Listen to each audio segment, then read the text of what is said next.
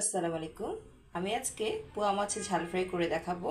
তো এর জন্য আমি পোয়া মাছটাকে খুব সুন্দর করে পরিষ্কার করে ধুয়ে নিয়েছি।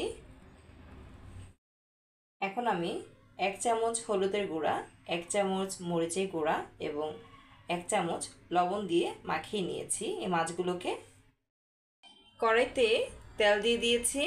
এখন আমি এই মাছগুলোকে ভেজে নিব। এই তো মাছগুলোকে আমি ভেজে নিয়েছি। আচ্ছা, মাছগুলো কিন্তু হালকা করে ভাজলে হবে না, যেহেতু এটা সামুদ্রিক মাছ, এটা একটু মচমচে করে ভেজে নিতে হবে। এখন আমি একটি মশলা প্রস্তুত করে নিব।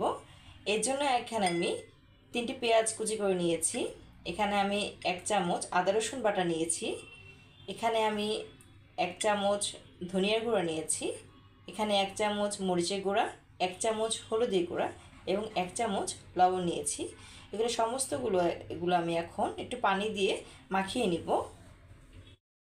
এখন আমি কড়াইতে তেল দিয়ে নিয়েছি। তেলটি যখন গরম হয়ে যাবে তখন আমি এই গরম তেলে আস্ত জিরা ছেড়ে দিব। জিরা ছেড়ে দিয়ে আমি যে মশলাটি মাখিয়ে রেখেছিলাম এটা এখন দিয়ে দিব এর ভিতরে।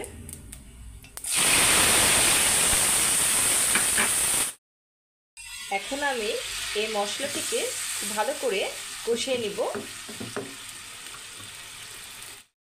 মশলাটি যখন খুব ভালো করে কষে আসবে, আমার তেলগুলো ছেড়ে দিবে, তখন আমি আমার এই ভাজা মাছগুলো দিয়ে দিব।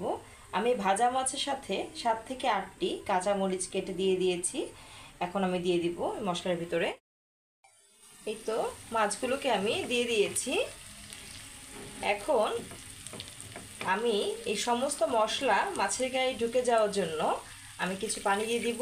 এটা আমি ঝোল রাখবো না, গ্রেভি রাখবো না। এখানে যেন মশলার ভিতরে যেন সব ঢুকে যায়, মাছের ভিতরে সমস্ত মশলা ঢুকে যাওয়ার জন্য আমি এখানে অল্প কিছু পানি দিয়ে দিয়েছি। এখন আমি অপেক্ষা করব এটা হওয়ার জন্য। যখন ফুটতে শুরু করবে তখন আমি ভাজা জিরা গুঁড়ো দিয়ে দিব। মাছটি আমার হয়ে গিয়েছে। শেষে আমি ধনেপাতা দিয়ে দিব। আপনারা ধনেপাতা না দিতে চাইলে না দিলেও হবে, তবে আমার কাছে ধনেপাতাটা খুব ভালো লাগে তাই আমি দিই। ব্যাস তৈরি হয়ে গেল আমার খুবই সুস্বাদু পোয়া মাছের ঝাল ফ্রাই। এটা আপনারা অবশ্যই ট্রাই করবেন। আমাকে সাপোর্ট করার জন্য আমার চ্যানেলটিকে অবশ্যই সাবস্ক্রাইব করে দিবেন। ধন্যবাদ সবাইকে।